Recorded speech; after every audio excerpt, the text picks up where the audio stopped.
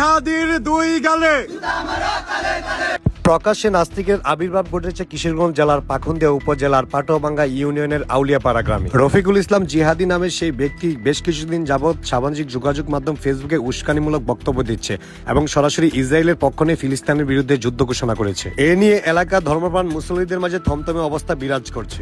এলাকার উৎসুক জনতা আজকে ক্ষিপ্ত হয়ে তার বাড়িতে গেলে আগেই খবর পেয়ে সে বাড়ি থেকে পালিয়ে যায়। তারপর এলাকাবাসীর কাছ থেকে জানা যায় এই ধরনের কর্মকাণ্ড সে বিগত বহু বছর যাবৎ করে আসছে। যেখানে সারা বিশ্বের মুসল্লিরা ফিলিস্তিনের পক্ষ নিয়ে কথা বলছে, সেখানে রফিকুল ইসলাম জিহাদি ইসরায়েলের এজেন্ডা বাস্তবায়ন করতে সর্বোচ্চ চেষ্টা করে যাচ্ছে। এ নিয়ে উৎসুক জনতা তার বাড়িতে প্রবেশ করে প্রতিবাদ করতে গেলে তার চাচাতো ভাই রিজভী এগিয়ে এসে নানা ধরনের হুমকি দিতে থাকে। উৎসুক জনতাকে বলে কারো পায়ের নিচে মাটি থাকবে না। এই কথা বলার পরে উৎসুক জনতা আরো ক্ষিপ্ত হয়ে তার বাড়ির সামনে নানান ধরনের স্লোগান দিতে থাকে। জিহাদির চামড়া খুলে নেব আমরা, জিহাদির দুই গালে নাস্তিকদের ঠিকানা, জিহাদির দুই গালে পালাইছে রে পালাইছে, নাস্তিকের দুই গালে নাস্তিকদের ঠিকানা।